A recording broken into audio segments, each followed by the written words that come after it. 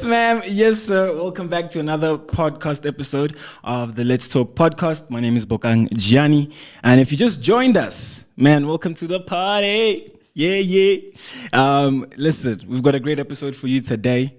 And I am joined by none other than Ayanda Gugulethu Thabethe.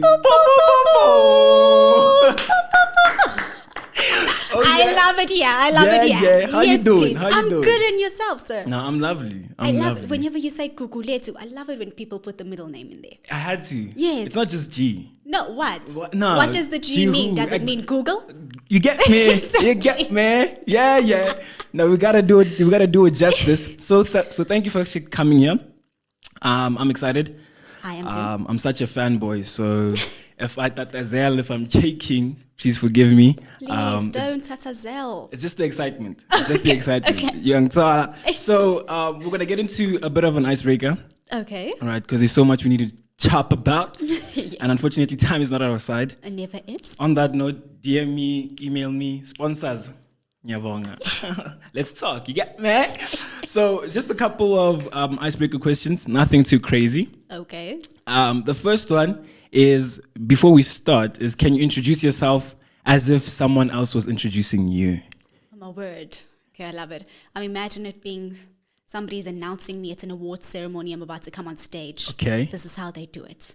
Introducing the phenomenal, the sensational, the philanthropist and girl that doesn't know when to stop, Ayanda Gugulethu Thabethe. Wow! Okay. I've had dreams about this. Clearly, you've been practicing. All right, the next question is, what's your favorite food? Potatoes, without questioning it. Potatoes. Potatoes. Anything. Any Mashed, kind of it's fried. a superfood. You can mash it, you can roast it. Everybody knows this, but it's the truth. Yeah. But it's Yeah. versatility. Yes, it does the most. Get yourself a sack of potatoes and you can have 55 different meals for the week. Valid. Yeah. Okay, color of your toothbrush. Color of my toothbrush blue at the moment. Not because I want it to be. It was the color available. My family buys those packs and I got the blue. Okay, valid. Okay. And then how often do you change your toothbrush? Oof. Hey, it's not an answer I want to give because I change it once my mother decides to buy new toothbrushes. Okay, fair, and that fair. could be months Yeah. or it could be a month. So it depends. Now, you have good teeth for someone who changes I think whenever that is. I think everybody I ask this question, they might be like, Bokang has got an obsession with teeth. I'm like, maybe.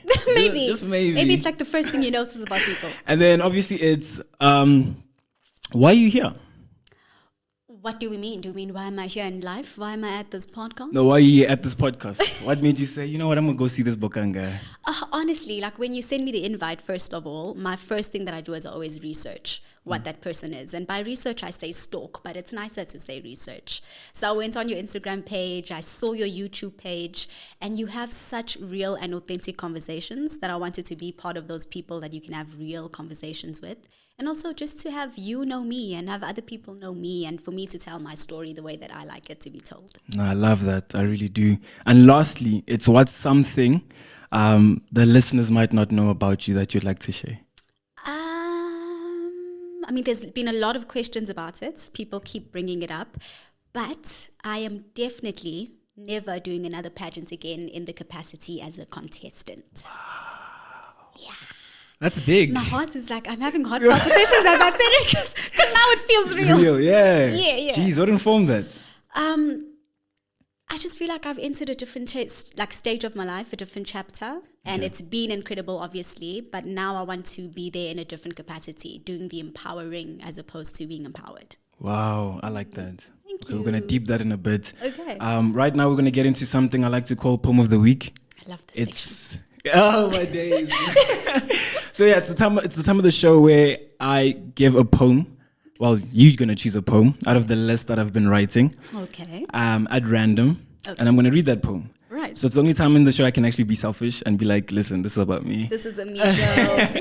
And yeah, then after that, I think we can maybe deep it depending on which poem you choose. Okay. All right, so I need you to choose a number between 1 and 6.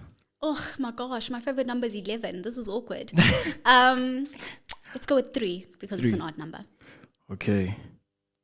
Wow, okay, this is cute. It's a short poem. Okay. It's called The Teacher Who Loved the Poet. There was a poet I learnt about in high school who had apparently written a poem every single day from the day he wrote his first to the day he breathed his last. The teacher described him as someone who became a master at the English language. So I guess that lazy days never applied to such a man who the word consistency was stamped to, a man who could play with words as though they were jigsaw puzzles, a man who every line written had a box of unpacked figures of speeches and subliminal messaging.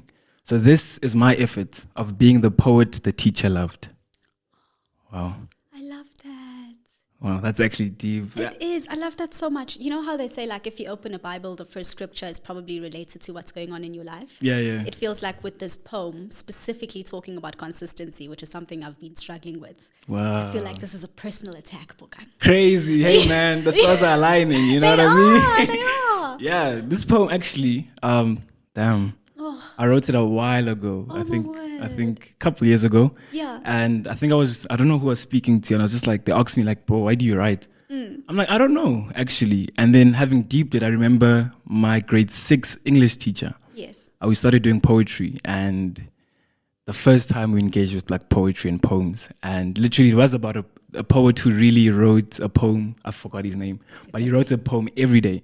Yes. Until he died, until he was on his deathbed. And I was amazed at that. And I remember the first poem we wrote in that class was, she said, write anything, right? Yeah. And then we had to do like a mind map and plan it out and whatever. Yes. Hey, The man, dirty work. Took it seriously. Of course. But I couldn't write to save my life. Oh, no. I don't even think I was good in English anyway. All right. And I remember, because I didn't know what to write about, I literally asked the girl sitting next to me, like, bro, what you writing about? She's like, I'm writing about chocolate. Girl. I'm like, I get it, girl. I say less. I'm gonna do that. Okay. I'm gonna do that. So then I copied her and I wrote about chocolates, but my poem was horrible, and hers was beautiful. And she read it out to the class With confidence. bro. Yes. I was like, listen, I'm gonna keep writing. Yeah. And I think we had a lot of exercises. Second half of the year, we wrote a lot of poetry. If we had a free period, you'd be like, no, guys, write poems.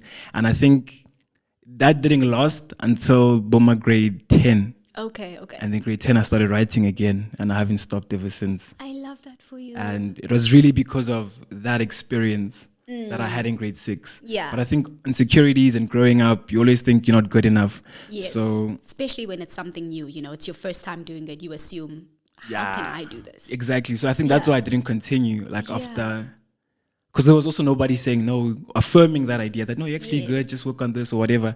And grade 10, when I had experienced like spoken word and all these other people, I was like, nah, man, I can do this. Yeah, and I think after having thought about that, I wrote this poem, and I was like, my aim has always been to be like the poet that the teacher described, who was that man, like, because the way she spoke about him was so beautiful. It's like she was tearing up every time. I was like, damn, I want to have that impact to someone. Can you imagine being that passionate? Right? For real. And fully living that passion. Yeah. That's where I want to be. Yeah. Damn. Anyways, that's poem of the week. Yeah. So, yeah, man, I think we can get into the chats now. And I just want to know, how are you? How are you doing today? I'm good. I'm actually having a very good day today. I feel like I've had so many changes over the last couple of weeks, and my head has been going in 75 different directions. Sure. But today there's been excitement of coming here. I have something lined up after the show as well. And I love it when I feel busy. Like when I have a full plate, that's when I start feeling like myself. So today's good. Okay. And then how would you describe your upbringing in one word? One word. And why that word? Oof, that's so difficult. Because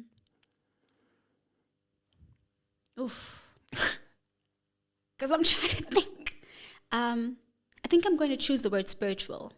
Okay. Yes. I think it very much played a role in me being as spiritual as I am today. But I'm using that word because in every single thing that I did, my parents would remind me to come from a place of grace, remind me that we come from a place of being protected by a higher being, being protected by our ancestors. And to this day, before I make any decision today, I always think, is this something my ancestors would be happy with? Is this something that God would smile when he looks down on? So with everything I do, my spirituality is very much linked to it. So Spiritual, I like that. So with that, there's no good way to ask this question. But are you subscribed to religion? I love that too. Yes, Okay. I am. I think so. My family is Christian and African traditional. Oh, okay. I come from a Zulu household and from KZN, so it's as Zulu as it gets. Yes, but we definitely lean more towards the African traditional side. We believe in our ancestors, that they're constantly looking, like taking care of us, basically walking by our sides. So I Okay. very much believe that, but I am aware as well that there is a higher being, a God watching over everything. So do you subscribe to Christianity or? I do. I'm a Roman Catholic specifically. Oh, Yeah. that's interesting. I know. I didn't see that one coming. Okay, that's interesting. And so, like, do you pastor as well and do all of that? Yes, we do. Yeah, like I said, very traditional. If there's a function that must happen, it must happen. If I want good luck, for example, I'll talk to my parents and I'll be like, "Aslabing booze, aslabing cook." Let's thank them for how far they've brought us and see how much further they can take us away. So And that's something important to you. very important. Anytime, like I moved to Joburg just recently, and I literally asked my parents for so that we can, like my party kanye, Sure. you know, and to thank them for how far they've taken me already, because so much has happened to get to this point. That's amazing. Yeah. What about you? Like, do you subscribe to that? Because I'm not too sure how it works. Yeah.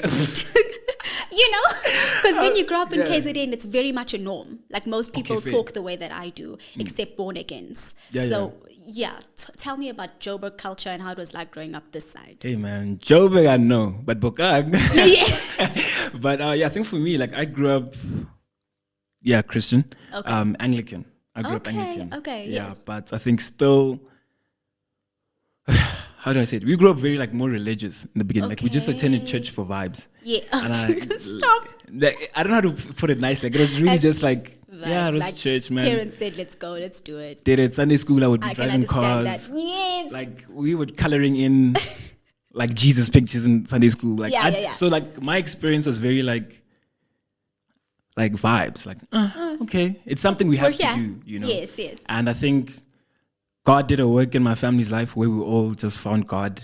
Interestingly enough, around the same time, but in our own ways. I love that. And yeah, that was really beautiful. But then I remember one thing that impacted me the most was I think my grade 7 year Yeah. was we did assembly and we did like hymn practice, and then there was the Our Father prayer, which is the song. And I was Yes. singing in assembly. Yeah. And I'm like, everybody knows this? It's like, is this a norm? Like I was shocked. And then I remember asking a couple of my friends, I'm like, how do you know this prayer, this song? They're like, no, we learned it in Sunday school. Well, no, I was like, what? That's not what No, my we- Sunday school did. Right? Some people like, no, we prayed every night. I was like, what? Oh, Went home, I was like, Mom, there's this prayer that everybody knows. yes. And then she named a couple, some psalms. Like, no, that's not the one. Yeah. And I was just flabbergasted at that. And I had this yearning to learn more about God from that day.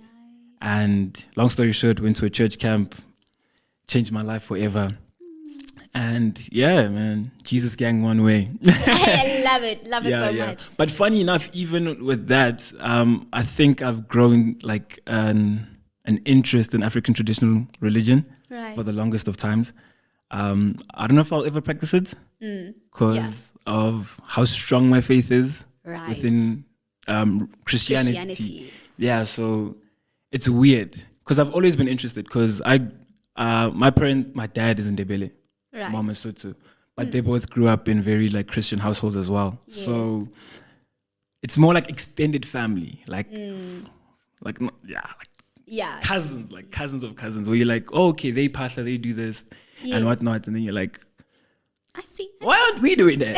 And then we're curious because also like, for example, like I don't know like my clan names, none of that, but I've always had an interest in that. Deep you know? house. Yes. Yeah. Yeah. And I still have an interest in that, and not necessarily even to say that like I want to get into practicing it, Yeah. but just for knowing's sake, like Yes. No, I can completely understand that because I think that's where I am with Christianity right now. sure. I think my family is so deeply rooted in the African traditional that there's some kind of pride that comes with that with me growing up. Like, it's so important to me to know my Thabethes before me, my mother's Nenes before her, and knowing their stories as well. So it's very empowering of me to think of myself like that. But because of the schools I went to, they were Christian orientated, and they'd always have conversations about what it means to have your God and all of that. So I definitely became intrigued about it.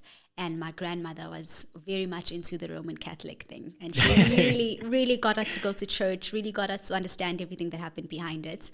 But I think I'd be telling the truth if I said I'm more African traditional than I am Christian. Man. Yeah, low key, like, I said, well to have known a little bit more. Not to say I would have liked to practice it, but just to be more like well knowledgeable about it, particularly even from a family standpoint. Because I think I'm such a, what they would call a coconut or a city boy, cheese boy. Like what they would call a coconut. Say, I am a coconut, yes. No. I am. I am though, right? So it's very interesting to like deeper than I was like, if one day I would have to have kids or children, I'm like, how would that work? Because I'm a very city boy, bro. It's how's it, son? Cheers, really? Like what? And I'm hearing it. You know what I'm saying? So I think it's gonna be interesting, but I think I'm still making an effort to learn. Right. And by that's the time all we can do, eh? Honestly, all we can do. The time I do have kids, they'll be in for something. Yeah. They'll know. You're in for a good show. Listen, it's game on, baby. Switch on. And even speaking about your upbringing now, like, how was it? Like, your family-wise, like, did you grow up with like your extended family as well, or was it just like immediate family? Oh, I mean, all families have their problems, right? Sure. And so your immediate family almost becomes the only family that you can go to, at least in my case. And we were a small family. I have a little brother that's 4 years younger than me. Let me not say little, just now he attacks me because he's taller than me and past 20 now. So let me say I have a brother. Sure. Yes. And my parents who were very, very involved. It's so hard for me to say all the time, but I've had the most incredible childhood. And I know a lot of people say that, and I know a lot of people say how beautiful and amazing their parents were to them. But my parents would sacrifice any and everything to make sure that Andes and I got the best of everything. Sure. Like, my mom is such a manifester. Before she had both of us, she said to her God, listen, I'd like to have a daughter first. I'm going to name her Ayanda. I'd like to have a son second. I'm going to name him Ndebele. And she would walk past the schools she wanted to take us to saying, my kids will go there. My kids will go there. Did we not end up going there? That's crazy. It is crazy. Every time. This is why I manifest as well. Like, I have my kids' names locked down. Wow, okay. Because it worked for her, so I believe it'll work for me. But it was a beautiful childhood in that you always have a sibling around. You always have somebody to talk to, always have somebody to play with. And we were naughty kids growing up. So that's always nice, having mischief to get up to. But also being African traditional obviously meant that there would always be family functions to go to, which meant getting an opportunity to see extended family members. And as tough as things were with family tension that I still don't understand to this day, everything would get set aside. If it was a funeral, if it was a wedding, if it was another traditional event going on, so you get to know your cousins and finding out that there's a lot of them. I meet new cousins every function. Like, it's really... Talk about it. It's a lot. It's a lot. Every single time it's like, oh no, this is Ukini, so from your uncle's mother's side of the family. I'm like, nice to meet you. New member of the family. We like it, we like it, yes. But my generation, the cousins of age group around my... What? The cousins of my age group, they are so much better at wanting to stick together. So we do try to hold each other, and we see each other more as siblings than we do cousins. Oh, that's really dope. Yeah, so it's like growing up with one sibling, but actually 55. Oh, that's really nice. Yeah. That's really nice. Yeah. And you guys, did you ever like have fights with your siblings, with your brother? Yeah, it's a lifestyle. Because even today, it really is a lifestyle. Every day, a lot of the time, we shared a room for a couple of years. We had enough room in the house for us to have our own bedrooms. But my parents were like, no, we want them to create this closeness, right? So they divided one room, literally divided in the middle. One side was blue, one side was pink, one side was Spider-Man themed, one side was Barbie themed. So we were forced to be in the same room most of the time and share our toys. And Ndebele was destructive. He needed to know what made a toy tick. And if that meant breaking it apart. Wow, that sounds like my little cousin. Oh my gosh. So yeah, we fought a lot about toys. We fought a lot about chores because we were left to be by ourselves a lot. And my parents had to come back to a clean house. So it was mostly me doing the shows and Ndebele being there. As for being there, I'm so And then being dead. there, or just making a mess about it, and obviously having fights about that. Okay. But nothing too hectic. And to this day as well, it's more about why did you take my phone without asking, and why are you on my Instagram? Just like, yeah. Yeah, jeez. Yeah. And how has that relationship with your brother like informed how you engage in other relationships today? It's because Ndebele has taught me to practice patience, right? People are going to be different. Ndebele has a short leash. He gets agitated very quickly. So when you grow up around somebody like that, it almost becomes easier for you to see once you've reached the end of somebody's rope, or when you're nearing reaching the end of somebody's rope. I'm very talkative and I can go on for a very long time.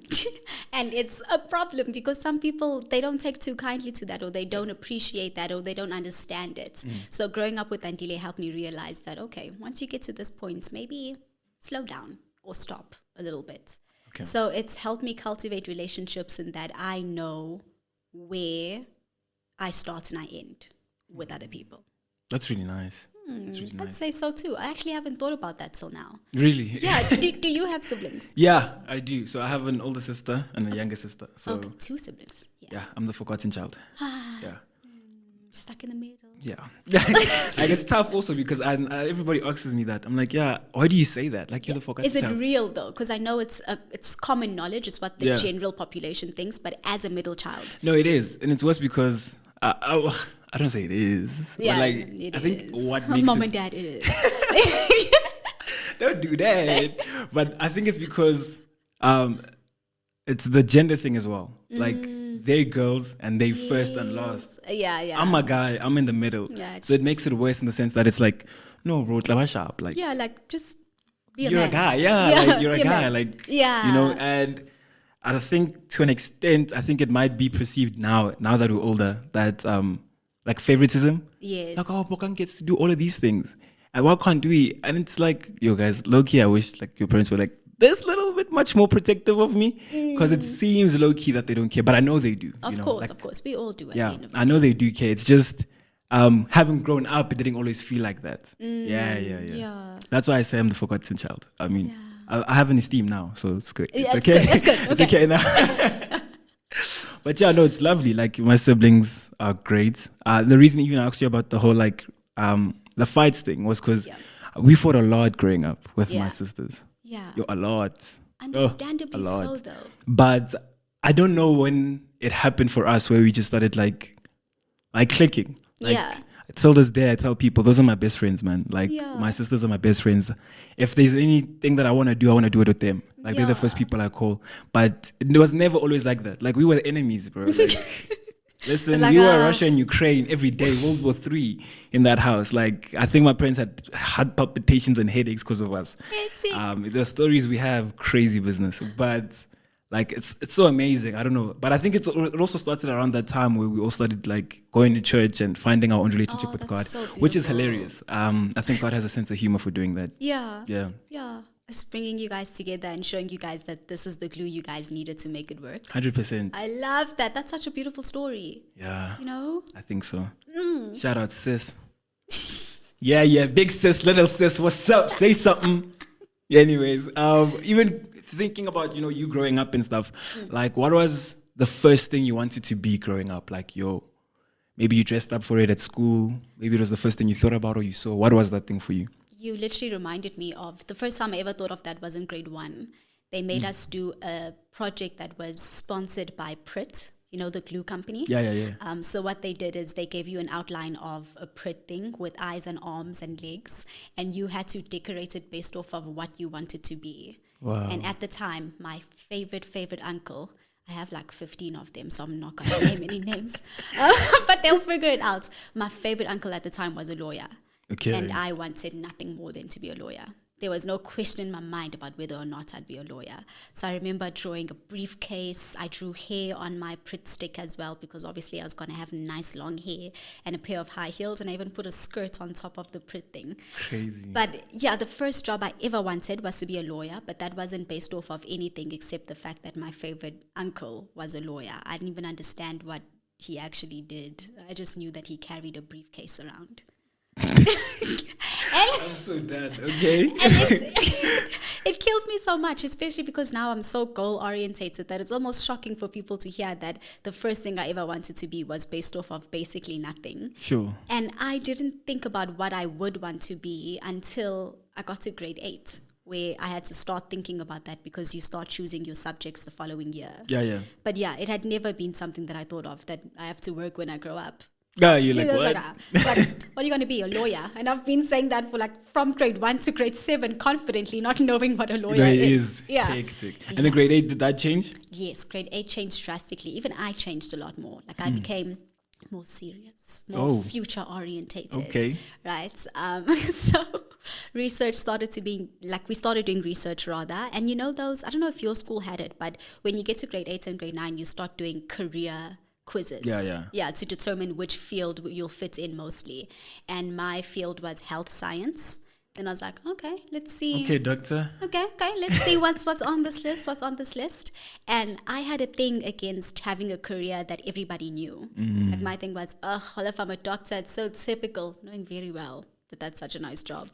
But I would search things under healthcare, and I came across dietetics. And I was like, whoa. First of all, how do I pronounce that? Because it's spelled so weirdly. I didn't even know how to pronounce it. And I remember speaking to one of the consumer study teachers on campus, and she explained what the entire thing is, and I've been hooked since then. And that's what you studied doing in university? Yes. That's literally the path that I ended up taking. After grade 8, there was like no changing it. That's insane. It is insane. So it helped you, the whole aptitude testing that you did? It really, really did. Like I don't know what happened, but in grade 8, I really did switch from being just the girl that plays sports to the girl that cares about school as well. Yeah. And I really wanted to make sure that the path that I was following is one that aligns with the way that my brain is working at the moment. Okay. You know, because those tests would test what is your brain thinking, how do you work? So the best way for me to know what I wanted to do is to take the results of that test seriously. And I mean, we did it multiple times. And the fact that health science came up every single time was a sure sign for me that this is what you need to do. It's crazy. I think I did it once. I love it for you. With my mom.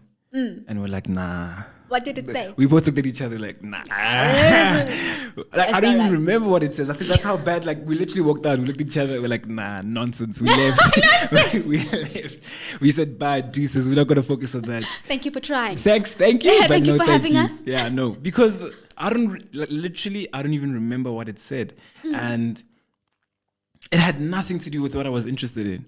And I think being an individual who's very, like, determined, like, once I set my mind on something, I'm going to try my utmost best to do it. Yeah. And at the time, I was just like, no, bro. That Were you being honest in the test, though? That's a good question. Was I? I was young. Because this is the thing. Like, a lot of the time, we'll try to impress ourselves almost by telling ourselves that we are a specific person, and the results are not going to reflect you at the end. Yeah, no. No? Yeah. Yeah. Like, I think that's how bad it was. Was your mom there while you were taking the test? Was she? No. So what happened is we got there. Right. And then there was a facilitator. And then he said, no, you go sit there. Okay. And then I wrote the test, and then I came back. He looked at it. And then he was like, yeah, this is what it says. Okay. Like, thank you. Never come got in the car? Nah. We went off. Went about our lives. Yeah. Never looked back. Never looked back. But no ways. So, yeah. So that's why every time I hear somebody who says they took aptitude tests or tests like these, I'm just like, did it work for you? Because for me, it didn't. And I think also we didn't give it much of a chance as well. Like, I think, like you said, you took it more than once. I think times. Maybe if we had done it at least a second or third time, we would have. But also, like, my parents are pretty much old school, so to study aptitude test and whatnot, it doesn't make sense. Like, what do you mean, bro? It's like, what is like, that? just work hard and just choose. Literally. Just choose. So interesting. Yeah. Damn. So were you a smart kid at school? Yes, I love to say it. It makes me so proud. I didn't realize it in primary school because I don't remember much of primary school except the afternoon sports, I'm being honest with you. I know I had great teachers, but I loved hockey, I loved cross country, loved athletics, and that's my memory of primary school was the athletics days mostly. But then when you get to high school and you start seeing the types of classes you get placed in, because our school had like a system where specific classes were linked to specific marks and specific kinds of kids. And you start realizing then that, oh, whoa, if I made this class, then clearly things are going well. They're going well. But I took advantage of my natural intellect for grade 8 and 9 and fully took advantage in grade 10 as well. Then grade 11 hit me like a train. Yeah. Said every high school student. Yo. It was like, what do you mean? So what subjects did you take actually? I ended up choosing, so it's the 3 subjects, right? So I ended up taking consumer studies because I wanted to know about food if I was going to study dietetics. Dietetics. And then biology. So my school was a science-based school. You either had to do biology or physics or both. So you didn't have a choice with that. Hectic. And I did biology. And then for the third one, it was so difficult for me to choose. I genuinely didn't want to do history. I don't enjoy writing essays. I didn't want to do geography because that didn't go too well for me in grade 8 and 9. And I'm also not creative enough to be able to do art and the drama options that were available. So then I ended up taking accounting. Okay. Yeah. Okay. Yeah. That's interesting. It doesn't make any sense. It doesn't make any sense at all. But yeah, those are the 3 subjects that I chose. And for language, I did Afrikaans instead of Zulu, just because I do know Zulu. I speak it at home every single day. So I was like, let's try something else. Let's try challenge ourselves. But also, I remember my primary school teachers saying that Zulu in high school is not the Zulu that we do here. And as much as I do speak Zulu, I struggle with spelling Zulu. I struggle with reading Zulu. Okay. So when my mom sends me like a 5-line Zulu text message, I'll take 55 minutes to read it just to try and sound it out and make sure that I'm getting it right. So I was like, if I'm struggling with umama ubaba ikabete, can you imagine? Can you imagine getting to high school and having to do orals in Zulu and just messing it up completely? So I was like, no, let's try Afrikaans. I can have grace if I don't do well in that. Okay, fair. It's not really my identity. Yes. But I'm sure you did well. I did. It was really nice. Afrikaans was one of those subjects where they were like, this is the story you'll be doing. These are the questions we're testing you in. And then in the test, it's the exact same questions that they did for practice. So that was nice about first traditional Afrikaans. Yeah, and did it help you? Like, do you speak Afrikaans today? I hear words in a sentence I won't get confused, for example. There definitely is a word I do understand, but I'm not as fluent as I'd wish to be. I really want to be that person that just walks in randomly and starts speaking Afrikaans and telling the news in Afrikaans. Okay.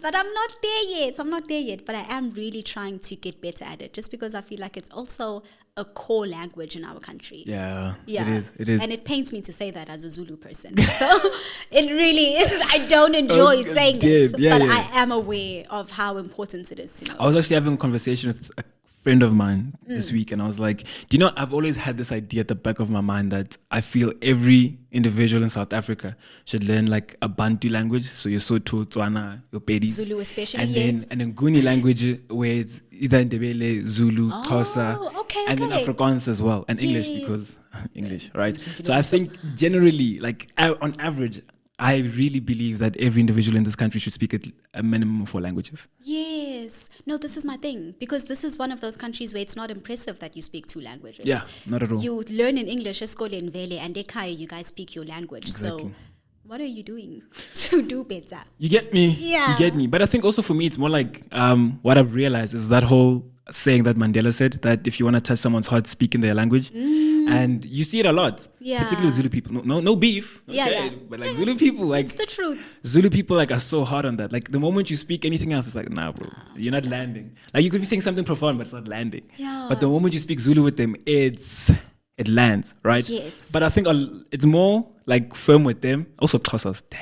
Yes. Oh. I feel like we're kind of the same people, feisty in the same way, but just honestly, feisty towards each other mostly. But generally, every culture, every language has that thing where like, we'll accommodate you, but if you're not saying it in our language or in the language I can understand, then it's a bit, you know. It's like, are you being disrespectful on purpose? Yeah, you know what I'm saying? So it's that thing. So that's why I'm like, I think if we can lean and learn Zulu, if I speak Zulu, then I can lean more Xhosas, your Ndebele's. They wouldn't really mind because it's 5-2. Yes, you know, the same thing with the Pedis and Sotos, it's 5-2. You know, this is what I need. Yeah.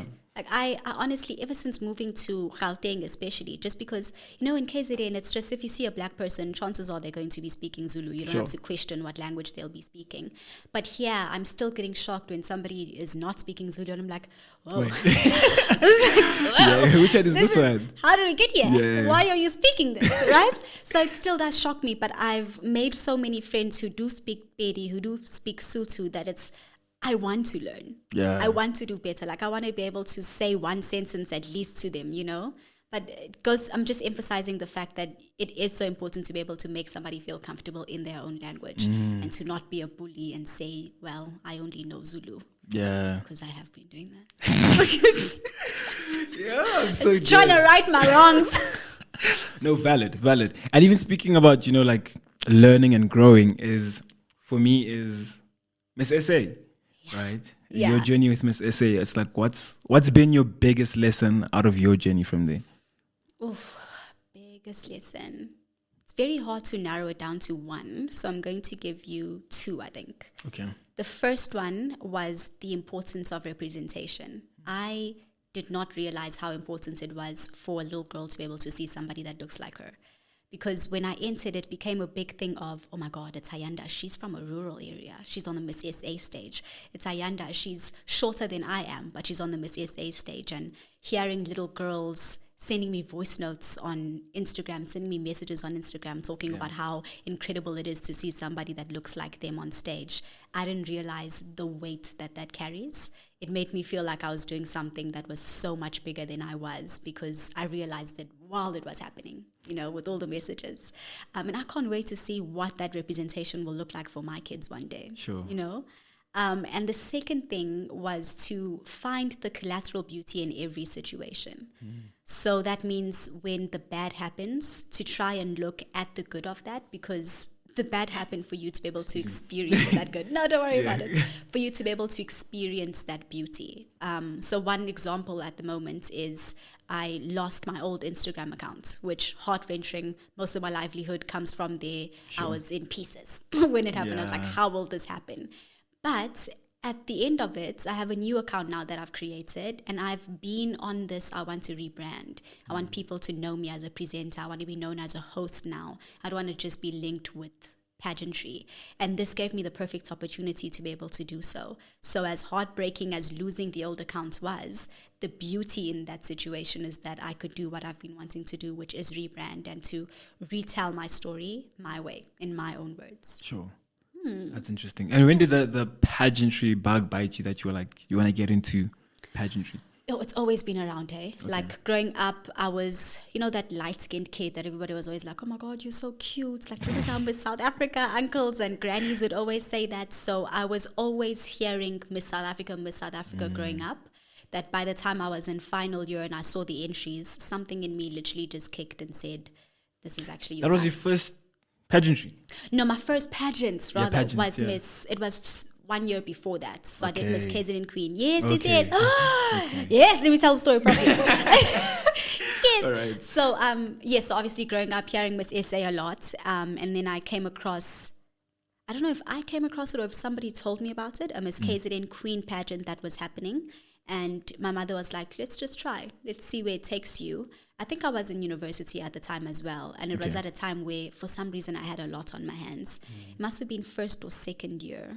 Yeah, there wasn't a lot happening for some reason. So I ended up entering the pageant. And I learned through being in that pageant that it's about so much more than just being pretty. Because I was like, it clearly is easier if you can just win by the way that you look, because it's about people liking you. But then they taught me about the charity work that comes with it, the speaking aspect of it, being able to answer all those questions, which I didn't doubt ever, because I do know that I'm well articulated. So I thought that would reflect well on stage as well. Yeah.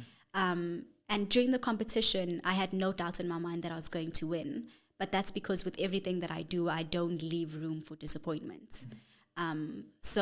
And then the end result came, and I did win that pageant, and it was like, oh, am I good at this? Wow. Can I do Miss South Africa? Should we just jump to Miss SA? And I mean, it was crazy for my family to hear, because they were like, oh, one pageant, girl, and all of a Sunday you think you can do Miss SA? After one pageant. That's ambitious. Right? It's like, okay. And they were all there like, do it. But deep down inside, they were like, it's okay. Other people take like 5 tries before they get accepted. It's okay. Like, you have to try, start young, do yourself a favor. And it surprisingly went a lot better than any of us thought. Yeah. Which is so out of character for me as well, just because I always know I'm going to do well in something. But with Miss SA, it was always touch and go in my mind, because you see these incredible women that apply as well. You guys are like-minded, so you guys think a lot alike. So it's like, how do they even tell the difference between us? So it was very much touch and grow, just because of how incredible the other girls were too. Jeez. It was beautiful. That's insane, though. It is Second insane. Pageant, and you did that? Girl, listen. So dead, no, but it's good, because I think it highlights the thing of like shoot your shot. Do it. You know, like do it and see, because I think a lot of us are in our heads a lot, like, ooh, and then we never get to doing something. Exactly. And then we lose out on something we don't know that could have been great. Yeah. No, it was definitely one of those moments that was like, it's do or die. My friend, I remember a friend back in PMB, shame, we're no longer friends anymore. She literally used to have this saying called die once. Which means if you want to do something, just jump once and see where it takes you. And she was very much there in the beginning of my Miss SA journey of just like, let's just see where it takes us. Yeah. And it was so nice knowing that I have that support system as well, because a lot of people could have been like, girl, you're way too short. Like, there's no way you can do this, you know? But the fact that I never heard a single voice, to my face at least, say that gave me all of the courage I needed. Jeez. Yeah. No, that's amazing. But even with speaking about pageantry, I must say I have a lot of beef. Okay. With pageantry. That's your beef. I don't get it. And like, as much as I watch it now, because I really do find it entertaining. I love it I think I've been watching it for a minute every year with my sisters. Yeah. I'm just like, this is why it's so helpful. Guys, come on. Like, I think they're tired of my beef, especially with my little sister, because she even did Miss Teen SA last year. Love that. Took it so seriously, and you know, she did well. I think she did well. She didn't win, unfortunately, but I was proud of her. I think she did well. I know she did well. Okay. No. I know she did well. Okay. No, I think she didn't do as well as I think she would wanted. Yeah. Okay. But I really do believe she did well. Yeah. So proud of her. Damn. Like, she fought for that thing. She's like, I'm doing it. I love that. Doing it. What about it are you not getting? Yeah. Yes, let's get my into beef. this. Yeah. My beef is I don't get it, right? And I was actually speaking to a lot of my other mates about it as well. Having obviously concluded Miss SA now, is firstly, guys, don't cancel me. I'm willing to learn, you know what I'm saying? But I think because obviously a lot of the past couple of years as well, there's been this rhetoric of, oh, that's such a nice word. I'm so sorry. Like, I steal words. What does rhetoric mean? Like, yeah, ne? But like, it's like ongoing conversation that's being had. I'm going to start using that so much. Okay, love it. Quote me. Thank you, English. So every time rhetoric looks at camera. Thank you, Bokang.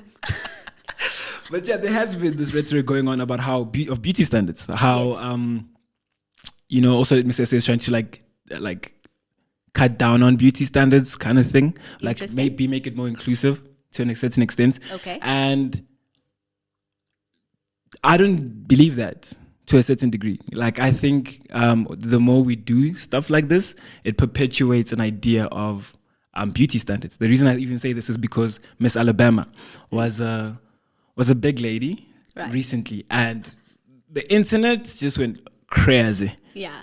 Go look Miss Alabama and you'll be like, yo, right? But then even like I show people like, oh, this is Miss Alabama. The first look I get, I'm just like, okay, but then you see that's my chat then what are we saying? Because if we want to be this inclusive thing and anybody can do this thing, like, you know, so to me it seems like it's perpetuating beauty standards. And hectic. Also the idea of, I know people's advocacies and the charity that they do, I think I would like to see more being done. I don't know if it's just me, but it feels like it's more of a I'm doing this thing.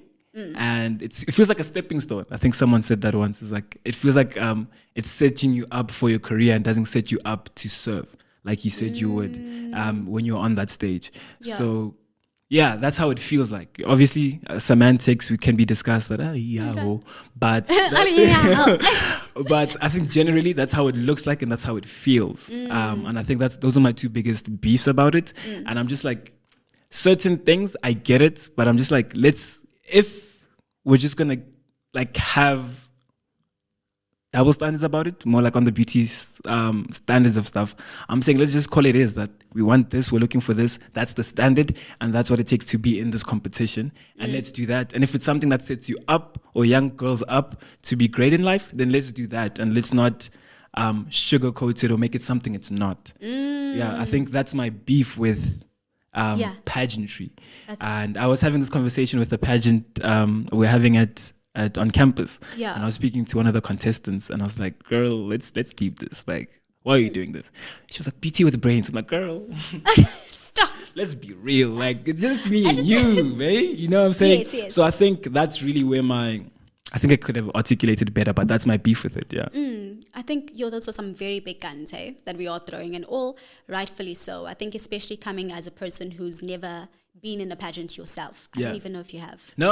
Oh, I actually have. Oh! That is actually funny. Oh! I actually entered, what is it? Mr. Centurion. It was a small pageant. Still. Small one.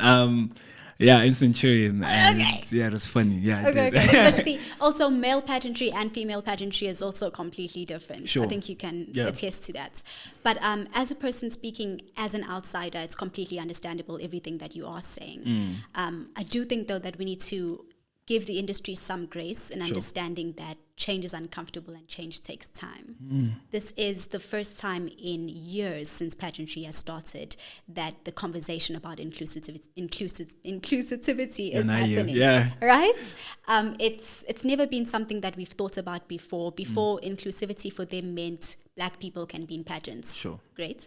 Now we're far past that. Now we have different kinds of black girls. We have different kinds of white girls. We have many disabilities. We've had them all along, but now we are actually acknowledging them. Yeah. So this message being pressed, I think information all has to do with who's giving you the information as well. Yeah. Because if somebody that's giving you the information comes from the side of, oh, well, they're just trying to meet beauty standards. They're trying to get the box ticked and look good because they chose a deaf white girl, for example. Sure. If you're hearing information from a person that thinks like that, then you will be swayed to lean more towards the beauty standard aspect.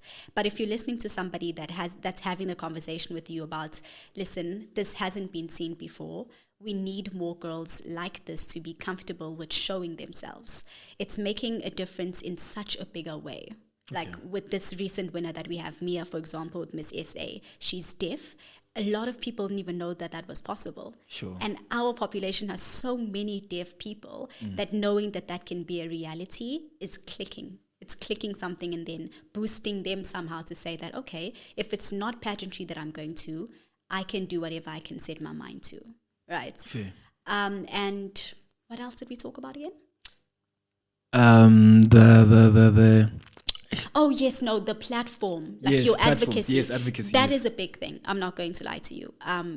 Because you have to live it, you have to breathe it, you have to be prepared to serve. Winning the crown means you're going to serve people, and it has to be based off of something that you're passionate about. Yeah. So it is inexcusable to not continue with something like that. It is inexcusable to only do it to get into the competition. And you will find that most of the time, the girls that do win are the ones who will continue with their advocacy because they were so passionate. But yeah, I definitely don't support that notion of making yourself look good for bettering your chances of getting the crown through charity work, through philanthropy. Yeah. Yeah. That's a no-no. Yeah, it's not okay. Hits my heart. That Yeah, hits yeah. my heart. Because it's either you're about it or you're not, man. Yeah. And I wish there were more accountable measures for it, Okay. in a sense.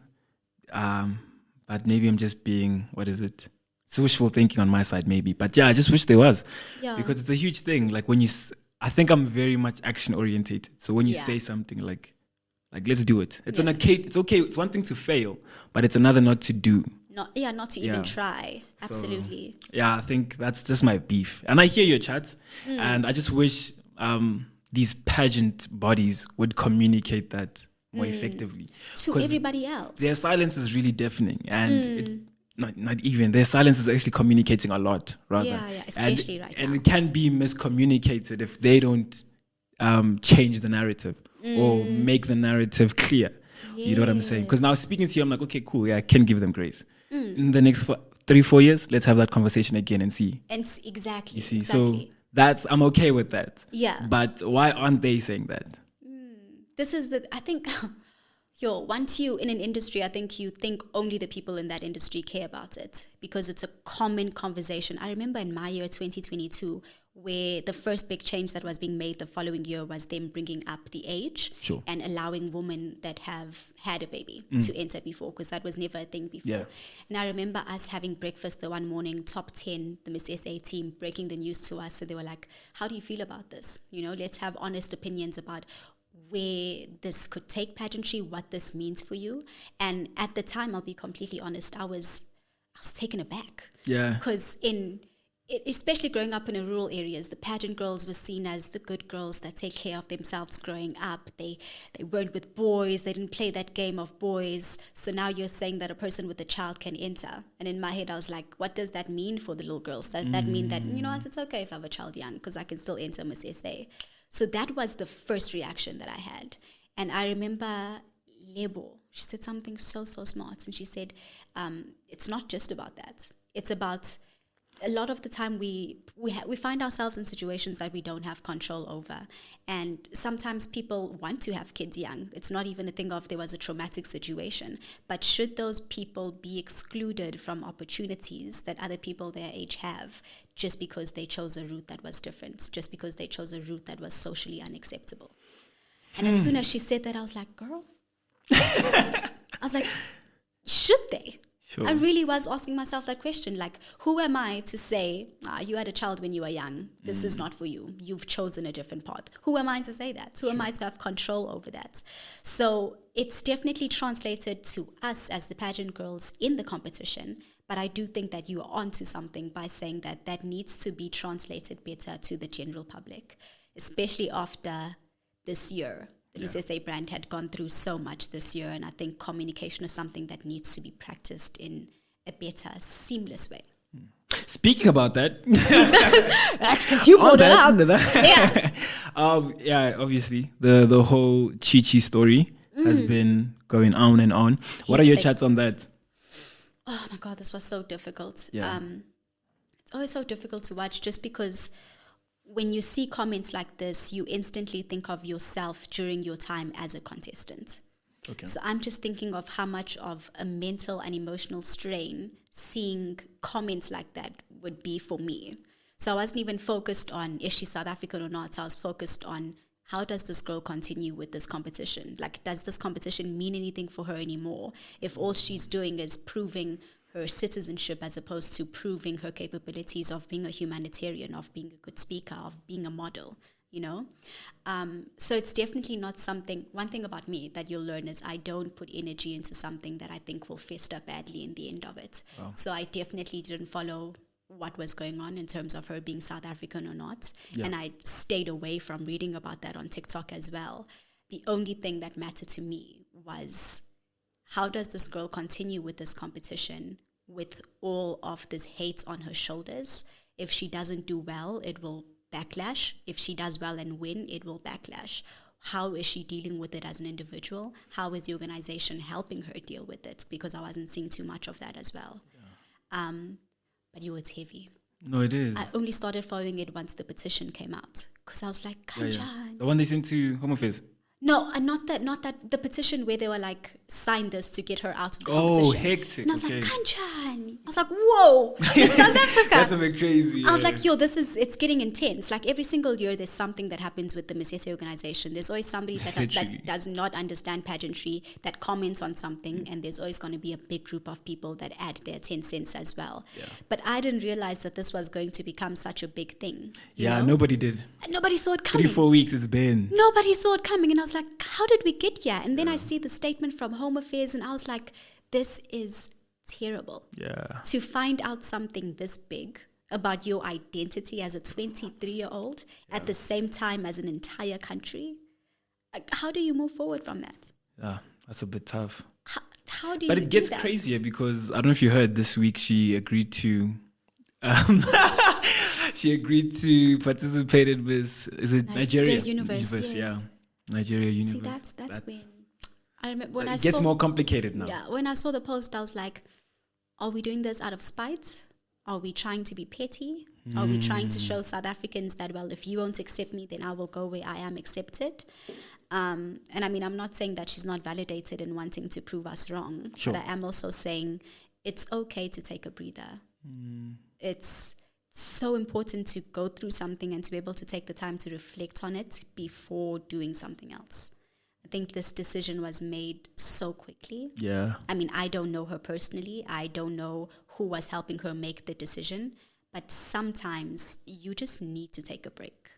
And this is one of those situations for me where I feel like she had gone through the most. She has to have a conversation with her family about everything that's going to happen, everything that did happen in the past, and understand that. What it means now. What it means for her as a person before you can move on to now completely removing your previous label to putting on a different one. Yeah. Yeah, because she's now, I'm scratching South African. I'm now going with Nigerian. What does that do to you when you don't take that time to figure out what those two labels mean for you, and knowing that she actually does have a choice in choosing? Because at the end of the day, she's not the fraud that did all these things, you know? So yeah, I think it's hectic.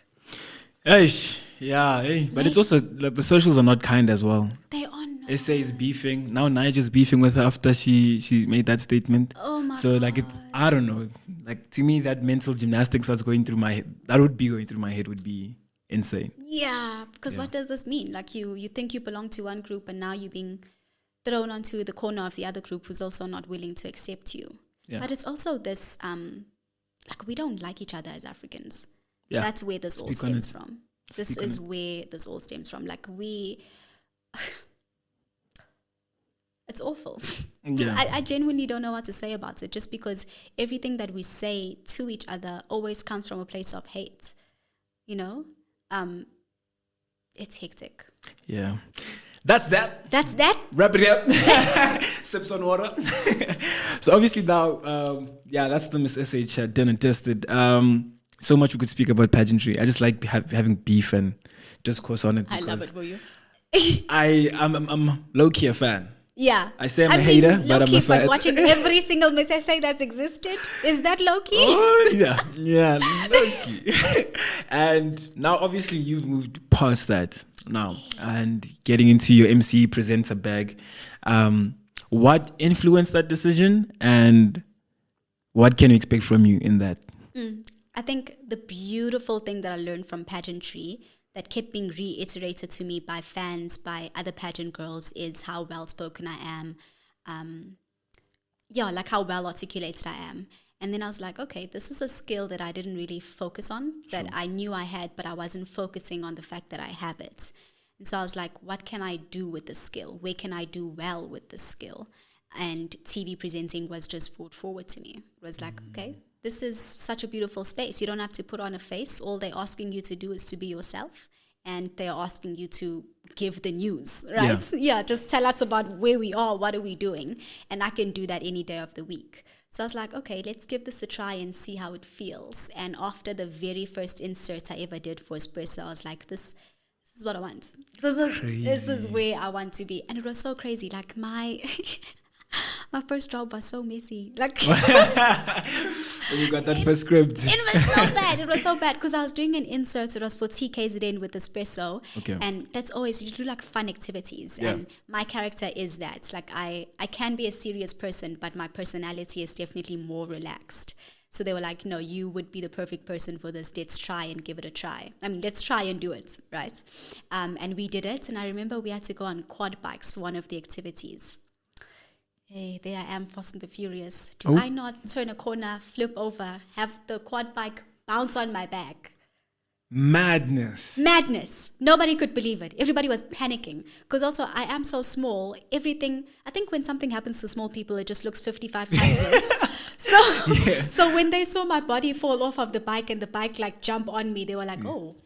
That's serious. How is she doing this? And I'm terrified because I'm like, this is my first job with these people. Like, this can't be how it ends, God. Like, ain't no way. I am getting up no matter what. Get up. They rush me to all the hospitals and places I need to go to be checked. And they're like, it's okay. You can rest. We'll call another presenter to come in. And I'm like, no, I'm fine. I can do it. We'll cover everything up. It's fine. It's not that deep. They ended up calling somebody still, Harmony. So it was so beautiful to be able to do my first job with somebody that's been in the space for so long.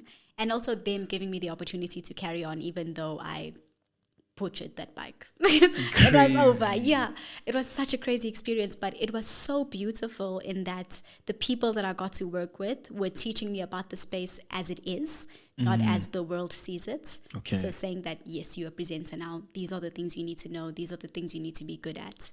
And I just enjoyed that environment so much that I wanted to keep myself in that space. So I've been carrying on working for Espresso as their insert presenter, and that's been phenomenal. They are an incredible team.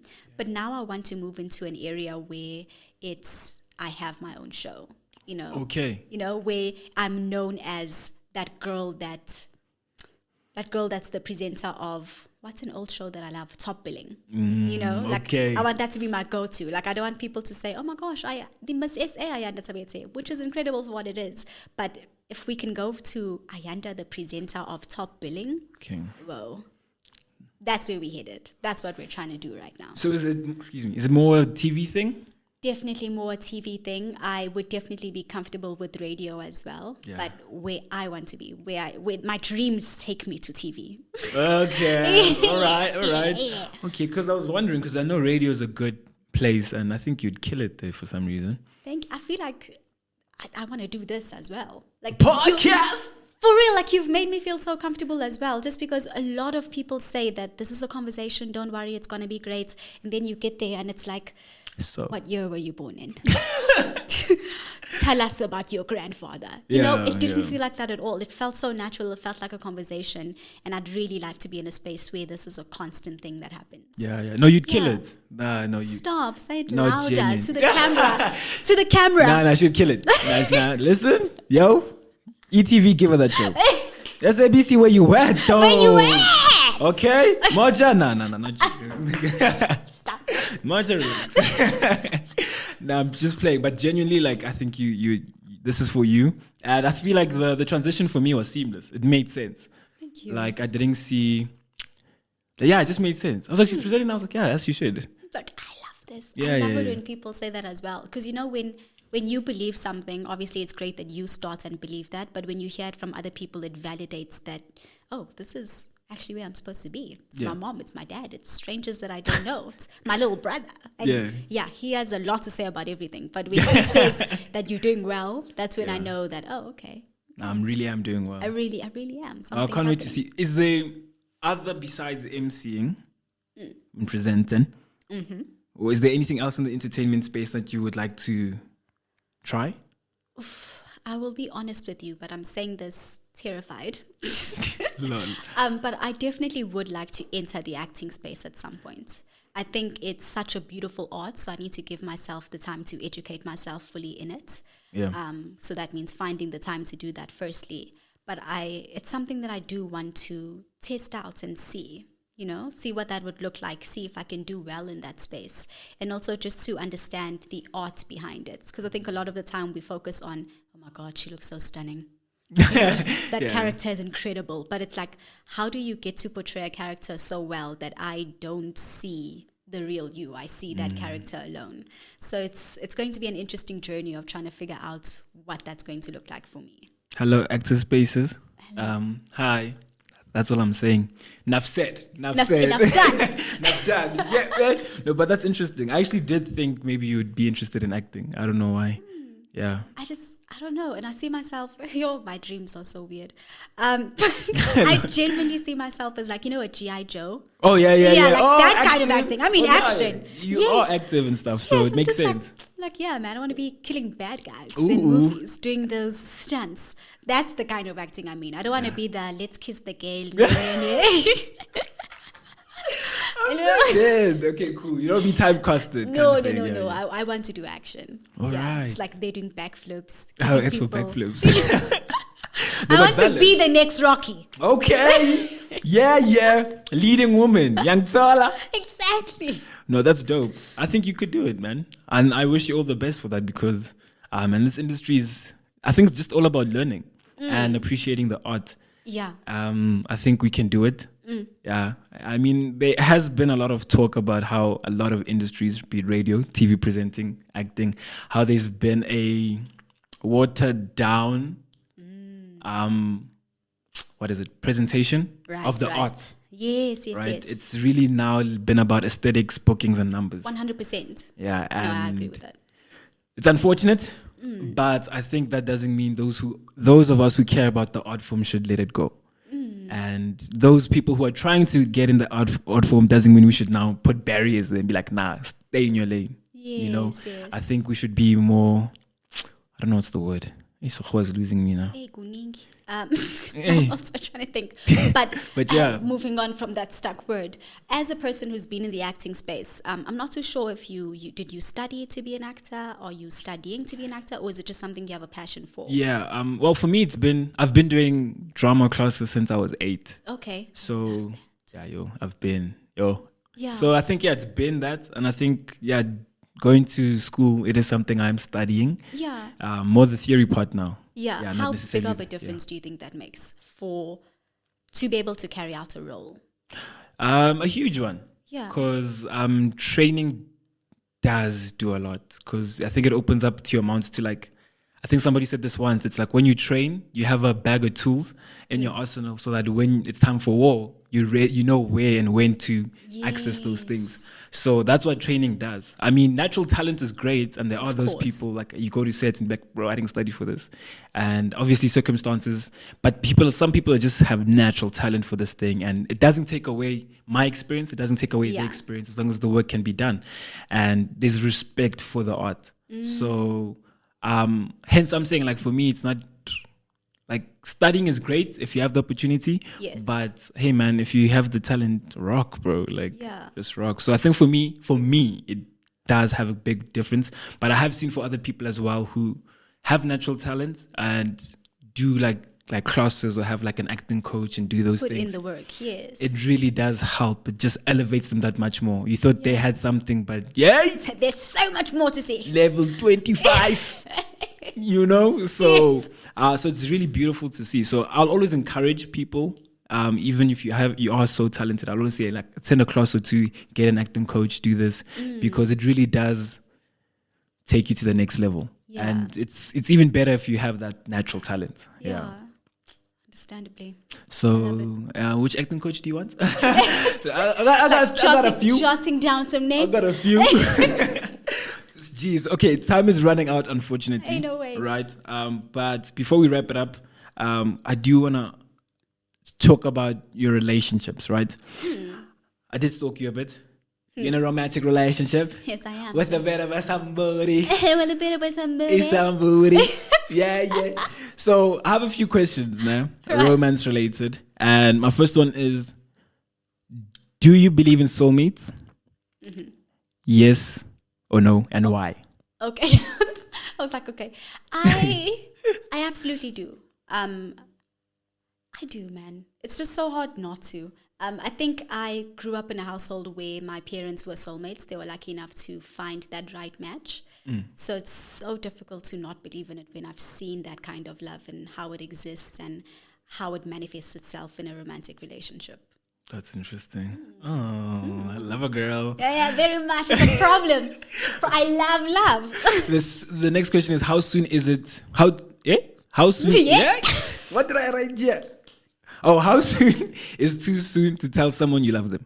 Oh, it's never too soon. It's never too soon. I feel like as long as it feels right in your heart. My thing is, I can say I love you and it won't bother me if somebody doesn't say it back because it's how I feel. Like I don't need you to feel the same way or to reciprocate it for my feelings to be valid.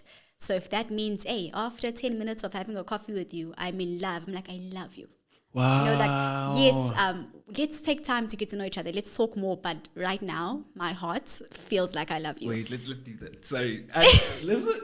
Wait, relax. Wait, so have you done that before? I actually haven't. Okay. I haven't. But I have felt, with the person that I am right now, for example, felt such a strong connection with him just off of the first couple of dates. But so afraid to say, like, listen, it's so much more than liking now. I really do love you. But at the time, I was just too afraid of saying that because you always are afraid of making people run away like you, this girl. Yeah. It's been Yeah, 2 she a bit seconds. crazy. Yeah, it's Yeah. like, it's been 2 seconds. You see, the thing is, like Ayanda, one thing about me is I'm a lover boy. Yes. You know? Yes. And maybe society now with social media and everything, I feel crazy for feeling that. So like if I like a girl, like baby girl, like let's get married. Like let's get married tomorrow. Let's elope. Let's do Vegas it. where you at?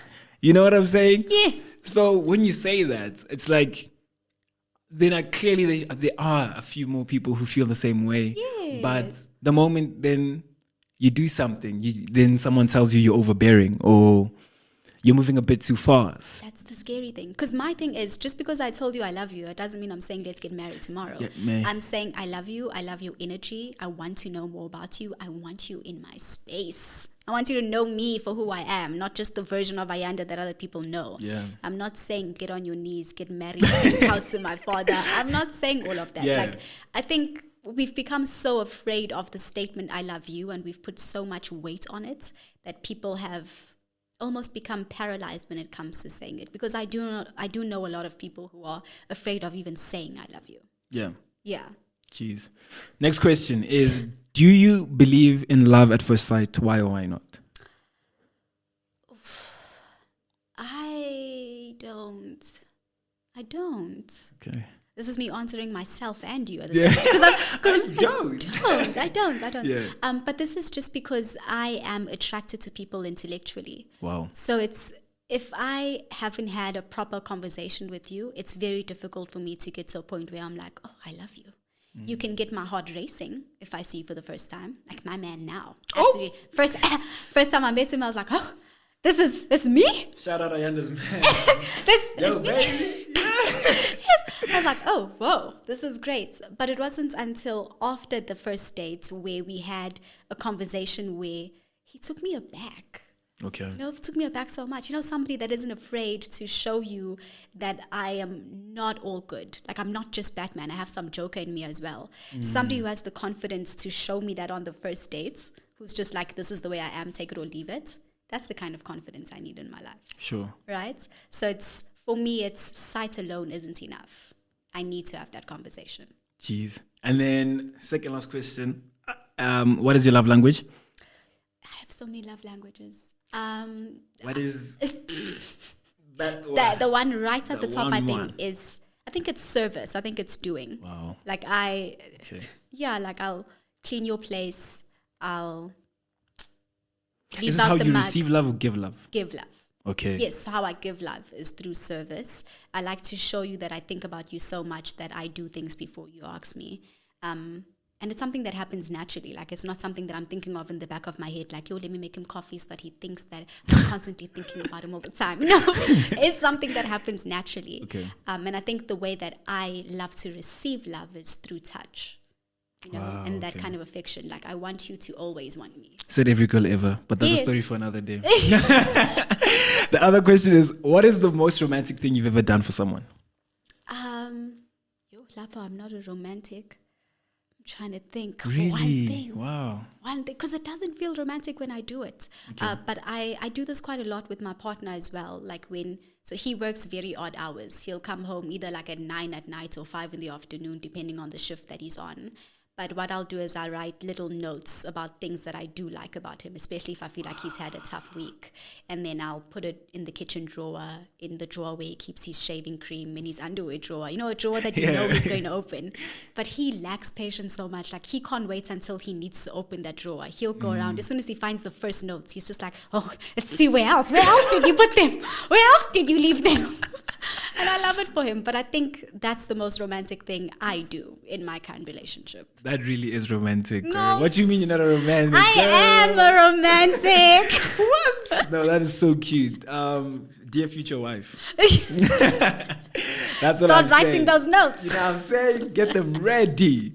You know, there was actually a movie I was watching, and there was this lady who would write like letters to the future husband. Oh. And I think long after they'd been married and had kids, she gave him those letters.